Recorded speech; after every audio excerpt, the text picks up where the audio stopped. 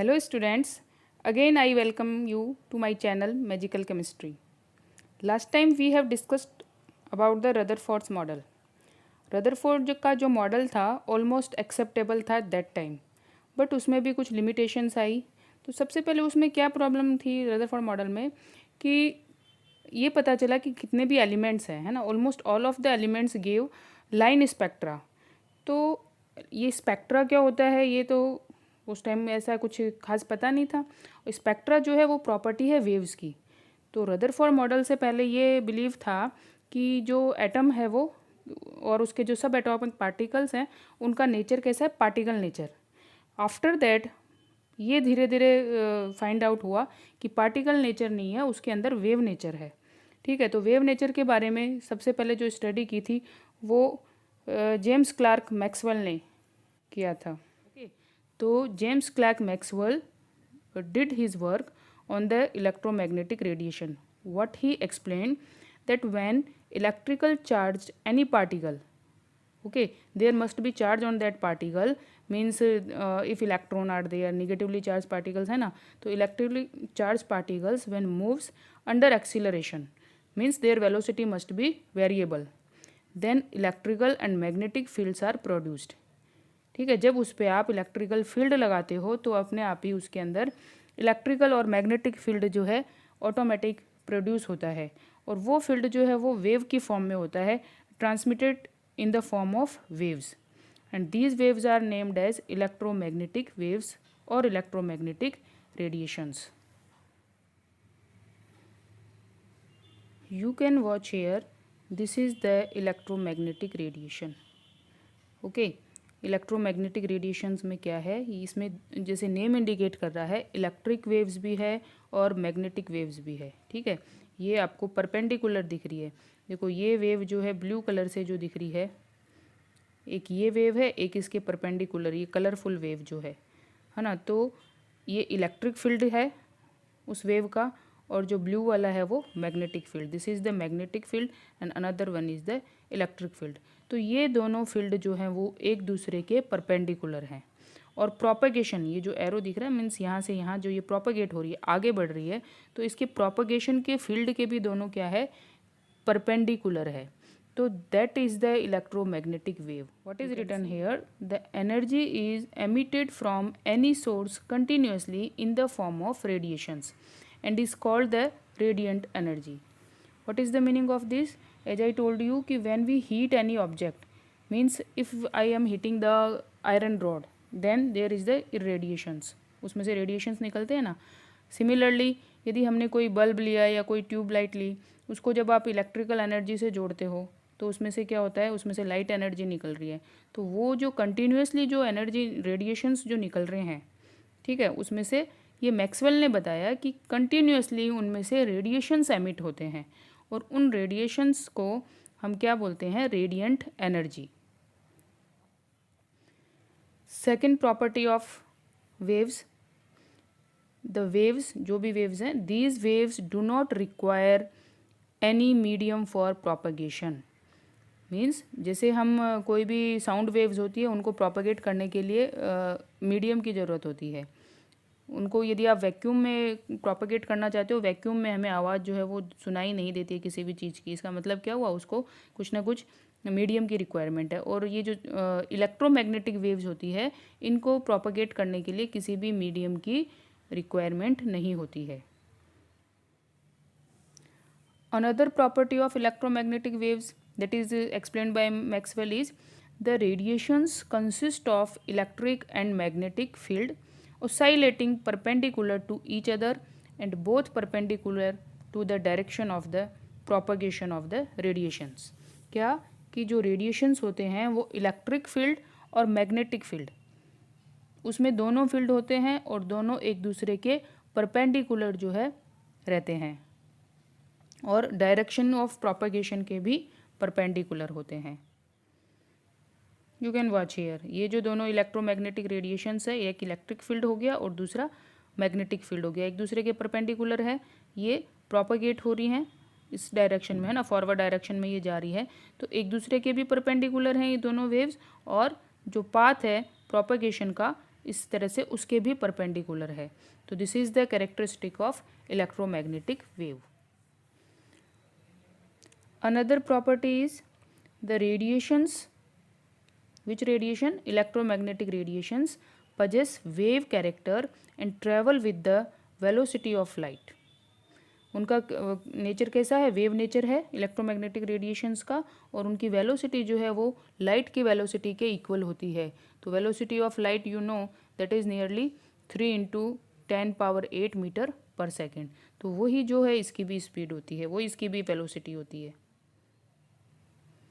Now let's see about the some of the important characteristic of waves. First of all, wavelength. What is the wavelength? It is the distance between any two conjugative crest or trough. Means you can see here, देखो यहाँ पे ये जो दो point है, इन points को हम क्या बोलते हैं? क्रेस्ट, है ना। जो हाईएस्ट पॉइंट होते हैं उनको हम बोलते हैं क्रस्ट, और जो लोवेस्ट पॉइंट है इनको हम क्या बोलते हैं? ट्राव। तो दो क्रस्ट या फिर दो ट्राव के बीच की जो डिस्टेंस होती है उसको हम क्या बोलते हैं? Wavelength. This is the wavelength. और वेवलेंथ को जो है वो रिप्रेजेंट करते हैं लैम्डा से, और इसको एक्सप्रेस करते हैं, क्योंकि ये डिस्टेंस है ना, तो इसको हम मीटर में, सेंटीमीटर में, नैनोमीटर में, जो लेंथ की यूनिट होती है उसमें इसको हम एक्सप्रेस करते हैं। Okay. Second important characteristic is frequency. कोई भी वेव होगी उसकी प्रॉपर्टी होगी फ्रीक्वेंसी की। तो what is the frequency? This is the number of waves passing through a point in 1 second. ठीक है, 1 सेकेंड के अंदर कितनी वेव्स जो है वो पास होती है उसको हम बोलते हैं फ्रीक्वेंसी। तो उसको हम कैसे काउंट करेंगे? Let's see. 1 वेव साइकिल क्या होता है? 1 सेकेंड में कितने साइकिल जो है वो किसी वेव के पास होते हैं उसको हम बोलते हैं फ्रीक्वेंसी। तो देखो ये यहाँ से लेके ए से लेके ई तक का, इसको हम बोलेंगे एक वेव साइकिल है। ठीक है, this is the 1 wave cycle. और ये फिर यहाँ से यहाँ तक का हुआ वो क्या हो गया? Second wave cycle. तो इस तरह से एक पर्टिकुलर टाइम यदि हमें दिया गया है, ठीक है, पर्टिकुलर टाइम यदि देंगे तो उस टाइम के अंदर कितने वेव साइकिल जो हैं वो पास होते हैं 1 सेकेंड में। जैसे समझ लो टाइम लिमिट जो है वो 1 सेकेंड है, तो 1 सेकेंड में यदि ये 2 बार हो गया, जैसे यहाँ से यहाँ तक का, या हम इसको देखते हैं, ठीक है, ये क्या हुआ? ये यहाँ से यहाँ तक का ये वेव है ना, इसको हम एक साइकिल बोलेंगे। तो इसमें कितने साइकिल पास हो रहे हैं? 1 साइकिल, और फिर एक और यहाँ से यहाँ तक का कंप्लीट वेव साइकिल पास हुआ, तो वो सेकेंड साइकिल। तो इसमें 1 सेकेंड में 2 साइकिल जो है वो वेव के पास हो रहे हैं। तो उसका फ्रीक्वेंसी क्या हो जाएगा? Frequency will be number of cycles divided by time. ठीक है, तो it will be 2 divided by 1। तो इसकी फ्रीक्वेंसी क्या हो जाएगी? 2 हर्ट्ज़। ठीक है, उसको बोलेंगे 2 हर्ट्ज़, क्योंकि इसकी जो यूनिट होती है वो होती है हर्ट्ज़, या इसको हम पर सेकंड ओनली बोलते हैं, या साइकिल्स पर सेकंड भी बोलते हैं। और हर्ट्ज़ और साइकिल्स पर सेकंड एक ही बात है समझ में? Next property of wave is wave number. तो what is the wave number? Wave number means the number of waves present in 1 centimetre length. जैसे आपने 1 सेंटीमीटर लेंथ लिया और उस 1 सेंटीमीटर के अंदर कितनी वेव्स जो है वो प्रेजेंट होगी। ठीक है, कितनी वेव्स का मतलब एक वेव कितनी होती है? एक ट्रफ और एक क्रस्ट, दोनों को मिला करके हो जाती है एक वेव। तो 1 सेंटीमीटर लेंथ में ऐसी कितनी वेव्स होंगी वो उसको हम बोलते हैं। ओके, तो देखो जैसे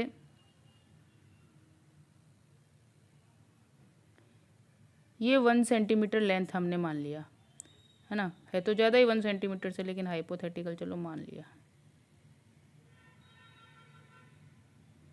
ये इसके अंदर वेव आ गई, कितनी वेव आई?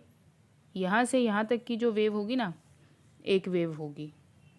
ठीक है, यहाँ से यहाँ तक की वेव हो गई एक वेव, और यहाँ से यहाँ तक की अनदर वेव। तो 2 waves are present in this 1 centimetre length. Another one,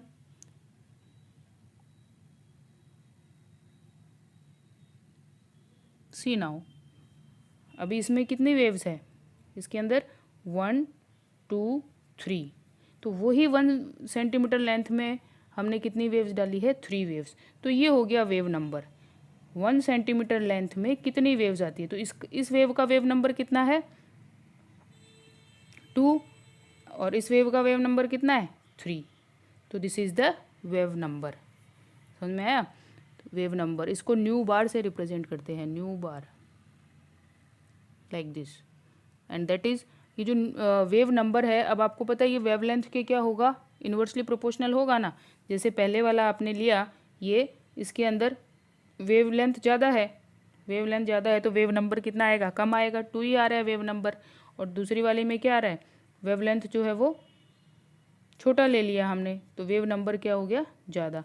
तो हम क्या बोल सकते हैं कि वेव नंबर जो है it is inversely proportional to the wave length. Okay. Another characteristic of wave is amplitude. Amplitude means it is the height of the crest or depth of the trough. तो amplitude क्या होता है, amplitude means this is the distance or we can say height of the crest। जैसे ये crest लिया हुआ है ना, crest है तो इसकी हाइट यहाँ से यहाँ तक का जो डिस्टेंस होगा उसको हम बोलेंगे एम्पलीट्यूड। या फिर हम ट्रैफ लेते हैं तो यहाँ से यहाँ तक का जो ये डिस्टेंस है इसको भी हम बोलेंगे एम्पलीट्यूड। बराबर ही होता है किसी में भी क्रस्ट और ट्रैफ का जो एम्पलीट्यूड होता है वो। तो ये सारी प्रॉपर्टीज़ हैं वेव की। क्या क्या बात की हमने, इसको समराइज़ यहीं पे कर लेते हैं हम। सबसे पहले वेवलेंथ, तो वेवलेंथ क्या है, यहाँ से यहाँ तक की जो डिस्टेंस है, एक वेव हो गया, एक क्रस्ट और एक ट्रफ, ये दोनों मिलकर के क्या बनाते हैं, और कंप्लीट वेव। और एक दो क्रस्ट के बीच का distance that will be equals to the distance between the two troughs and it is known as the wavelength. Okay, its unit is normally angstrom, picometer, centimeter। Length की जो unit होती है वो इसकी यूनिट है। उसके बाद हमने बात की एम्पलीट्यूड क्या है। एम्पलीट्यूड आपको अभी बताया, यहाँ से यहाँ तक का जो डिस्टेंस है, जितना ज़्यादा किसी वेव का एम्पलीट्यूड होता है उस वेव की पावर भी उतनी ही ज़्यादा होती है। उसके बाद हमने बात की फ्रीक्वेंसी की, है ना। तो ये जैसे यहाँ लिखा हुआ है कि frequency is number of oscillations पर सेकंड। एक सेकंड में कितने उसके अंदर ऑसिलेशंस होते हैं, और वो किस पे डिपेंड करता है, ये जो साइकिल है यहाँ से यहाँ तक का, है ना, वेव साइकिल, एक सेकंड में कितने इतने इसके जो साइकिल्स है वो पास हो जाते हैं, उसको हम बोलते हैं फ्रीक्वेंसी। और तीसरी चीज़ हमने बात की wave number.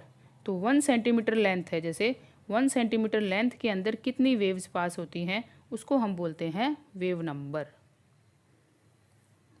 Okay, I hope आपको ये सारे कैरेक्टरिस्टिक्स जो है कंफर्म हुए होंगे। इसके बाद में एक और इम्पॉर्टेंट कैरेक्टरिस्टिक आता है, that is the spectrum. Wave जो है उसका स्पेक्ट्रम। तो एक और इसकी इम्पॉर्टेंट प्रॉपर्टी वेव की इलेक्ट्रोमैग्नेटिक रेडिएशंस की, कि ये इलेक्ट्रोमैग्नेटिक स्पेक्ट्रम बनाते हैं, है ना। अब स्पेक्ट्रम क्या है, स्पेक्ट्रम का मतलब है डिफरेंट डिफरेंट फ्रीक्वेंसी के अकॉर्डिंग अरेंजमेंट रहता है, ठीक है। डिफरेंट डिफरेंट फ्रीक्वेंसी के अकॉर्डिंग डिफरेंट डिफरेंट टाइप की इलेक्ट्रोमैग्नेटिक रेडिएशंस होते हैं। जैसे यहाँ पे आपको दिख रहा है, इसको हम बोलेंगे स्पेक्ट्रम बैंड। अब आपको दिख रहा है इसमें डिफरेंट डिफरेंट जो है एक्स रेज है, इसमें गामा रेज है, एक्स रेज है, यूवी रेज है, और यहाँ इसके बीच में ये जो कलरफुल दिख रहा है ये विजिबल रेज है। विजिबल स्पेक्ट्रम होता है ना, 7 कलर बैंड स्पेक्ट्रम जो हमें दिखाई देता है, तो उसको यहाँ पे एनहांस करके दिखाया है।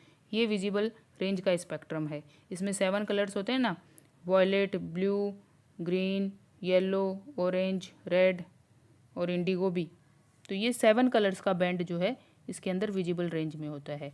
उसके बाद आती है यहाँ पे IR, माइक्रोवेव, FM।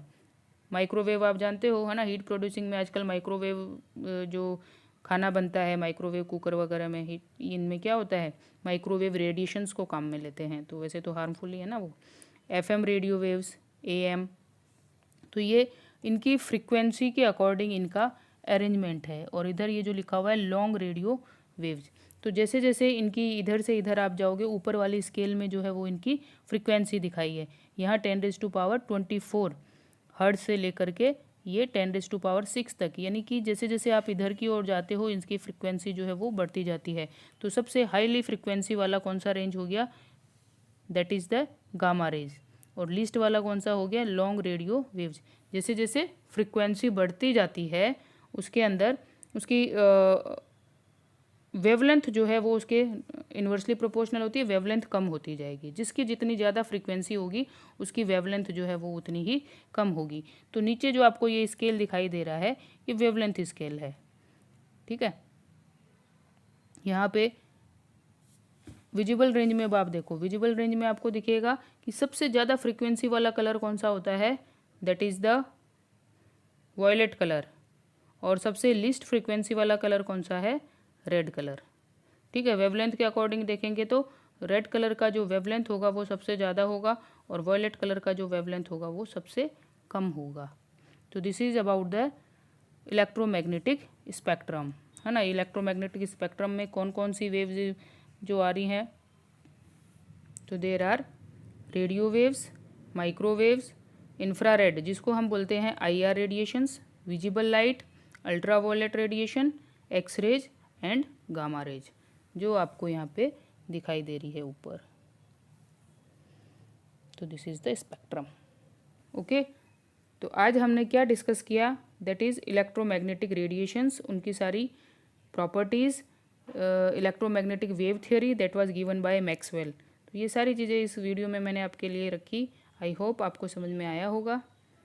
और यदि आपको वीडियो समझ में आया, आपको पसंद आया, तो please don't forget to subscribe the channel. Thanks for watching.